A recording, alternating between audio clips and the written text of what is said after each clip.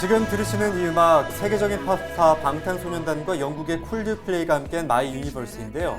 인기가 참 대단하다고 하죠. 네, 미국 빌보드 차트에서 7주 연속 상위권을 달리고 있다고 합니다. 네, 이달 말로 예정된 BTS의 미국 LA 공연 티켓은 이미 일찌감치 매진이 됐고요.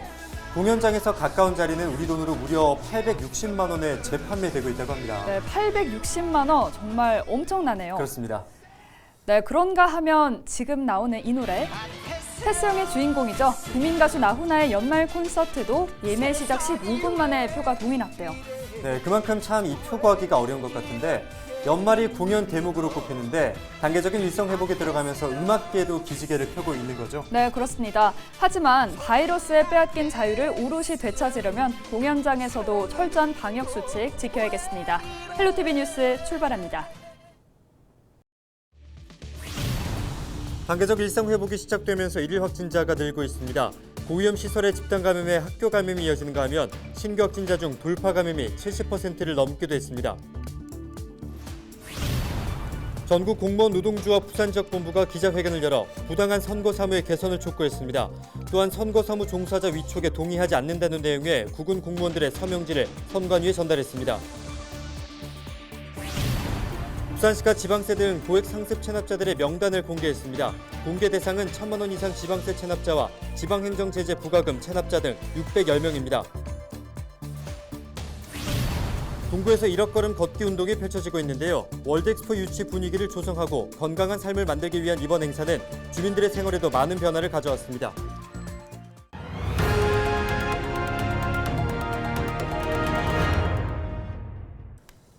단계적 일상 회복을 시작한 지 벌써 2주가 훌쩍 지났습니다. 네, 애초에 방역이 느슨해지는 만큼 확진자가 늘어날 거란 우려가 있었잖아요. 그렇습니다.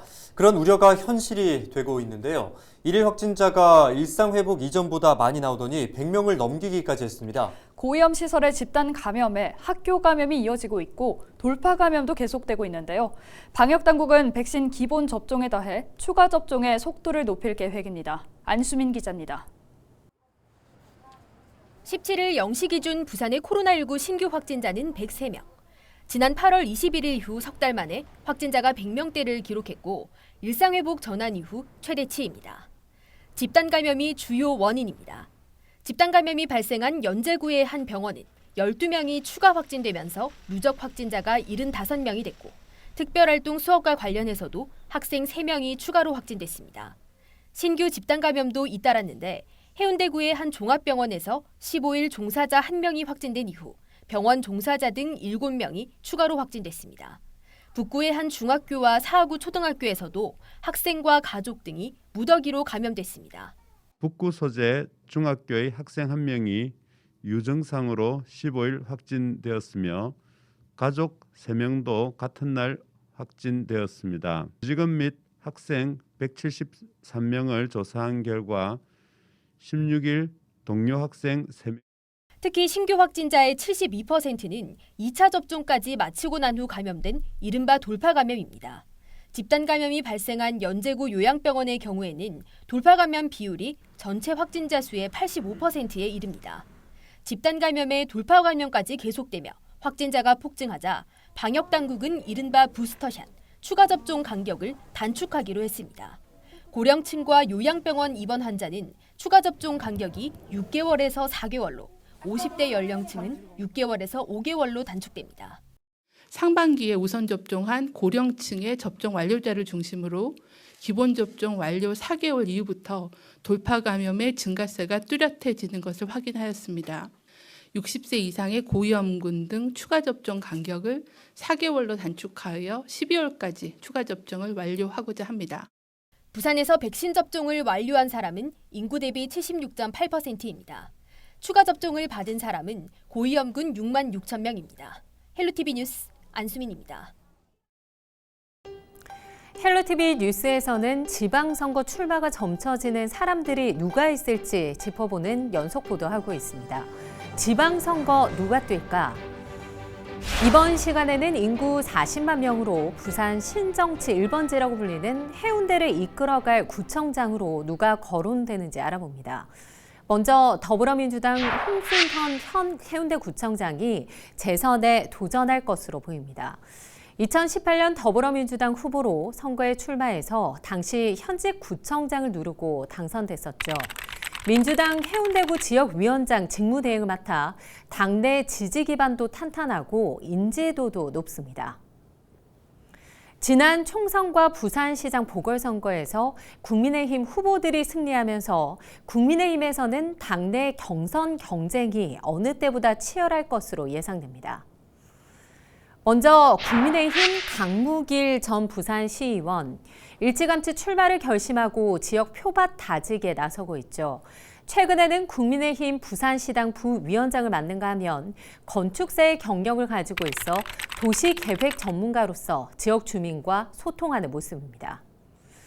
김성수 전 해운대 경찰서장도 젊고 참신한 인물론을 내세우며 해운대구청장 선거 출마를 공식화했습니다. 경찰대를 졸업하고 부산의 일선 경찰서장직을 거쳐 최근 국민의힘 부산시당 부위원장을 맡아 당내 지지 기반 만들기에 나섰습니다. 다음은 국민의힘 김진영 전 부산시의원도 출마를 저울질하고 있습니다. 김진영 전 의원은 해운대 구의원을 거쳐 부산시의원으로 활동해 지역에서의 인지도가 높습니다. 또 최근 국민의힘 부산시당 대변인을 맡아 당내에서도 주된 역할을 할 것으로 보입니다. 정성철 전 해운대 구의원도 다시 한번 해운대구청장 도전에 나설 것으로 보입니다. 2018년 지방선거 당시 민주당의 거센 바람에 낙선했지만 6% 이상 득표하며 선전했다는 평가를 받았는데요. 삼성 구의원 출신으로 해운대를 잘 아는 지역 전문가이기도 하죠. 최준식 전 부산시의원도 이 해운대구청장 출마에 나설 채비를 마친 모습입니다. 지난 지방선거 당시 구청장 출마를 선언했지만 당내 사정으로 시의원으로 출마했던 터라 와신 상담하며 마지막 도전에 나설 계획인데요. 최 전 의원도 최근 국민의힘 부산시당 대변인단에 이름을 올렸습니다. 해운대구의 경우 다른 지역과 달리 갑과 을로 지역구가 나뉘어져 지역 내 사정이 복잡합니다. 또 지방선거 이후 치러진 선거에서 보수 정당이 승기를 잡은 상황인데 내년 지방선거에서의 해운대구 주민들의 민심 어디로 향할지 주목됩니다. 헬로티비 뉴스 차선영입니다.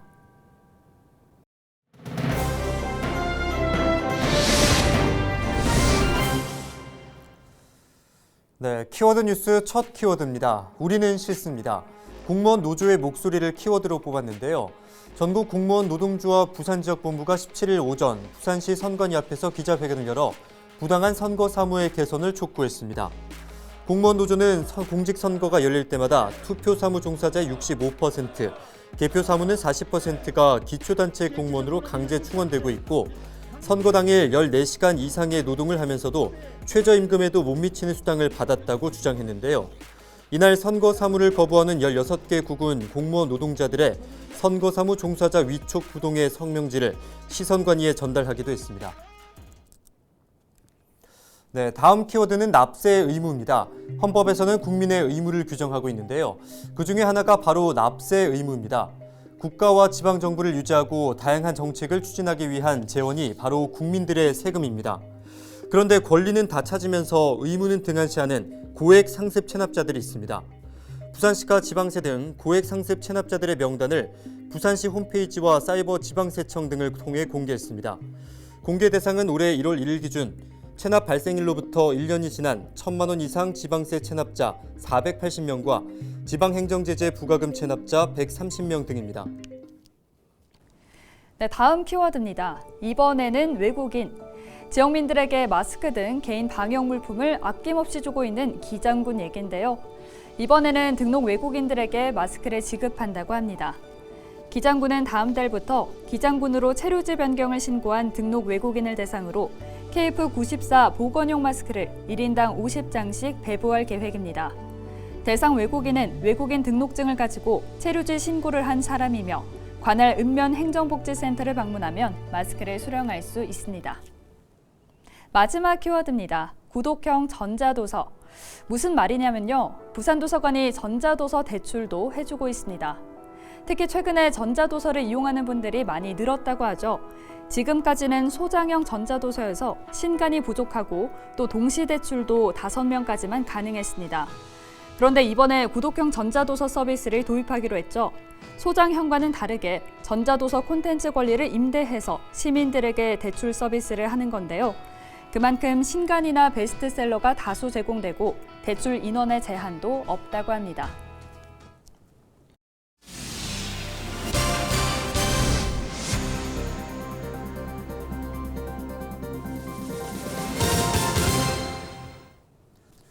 지금 동구에서는 1억 걸음 걷기 운동이 진행되고 있습니다. 2030 부산 월드엑스포 유치붐을 조성하고 건강한 삶을 만들기 위해 마련됐는데요. 시행 4개월여 만에 주민들의 삶에 많은 변화를 가져왔습니다. 보도에 김한식 기자입니다. 도심을 여유롭게 걷는 주민들. 좁은 골목에서 만난 화사한 꽃에 마음이 환해지고 돌담 사이에 피어난 이름 모를 야생화도 만납니다. 그리고 도심 텃밭에서는 수확을 앞둔 각종 채소들이 가득합니다. 겨울초. 이건 열무고 보자. 요거는 뭐야? 한 끼를 해먹겠다. 야, 뭐든지 싱싱하니 낫다. 농사 잘 짓다. 동구에서는 지난 8월부터 1억 걸음 동구민 걷기 챌린지가 활발하게 진행되고 있습니다. 걷는 것 자체는 단순하지만 그 과정에서 나타난 효과는 다양합니다. 제일 많이 달라진 거는 가족들 간에 손을 잡고 다니면서 대화하는 게 제가 좀 많이 그게 참 좋다라는 걸 느꼈고, 건강에 당뇨하고 혈압이 있었는데 그 수치가 많이 떨어졌다는 이야기. 걷기 챌린지가 시작되면서 주민들 간 교류도 활발해지고 걷기도 일상이 돼가고 있습니다. 느리게 걸으면서 그동안 볼 수 없었던 지역의 모습을 세세하게 느끼게 됐습니다. 이런 느낌들이 쌓이면서 자신이 살아가는 곳에 대한 애정과 관심이 깊어집니다. 동구에 제가 오래 살았는데 더 애정이 깊어지는 것 같아요. 그리고 월드 엑스포가 우리 동구에서 개최돼서 의미 있는 국제 행사가 되었으면 하는 바람입니다. 이게 어플을 깔고 나니까 이게 걸음수가 측정이 되면서 이게 신경이 쓰이더라고요. 가까운 거리도 이제 최대한 걸어 다닐 수 있도록 하게 됐고, 걷기에도 조금 재미를 붙이게 되었습니다. 챌린지 시작 이후 넉 달 동안 참여한 주민은 9,000명 남짓. 지금까지 누적 걸음수는 50억 걸음.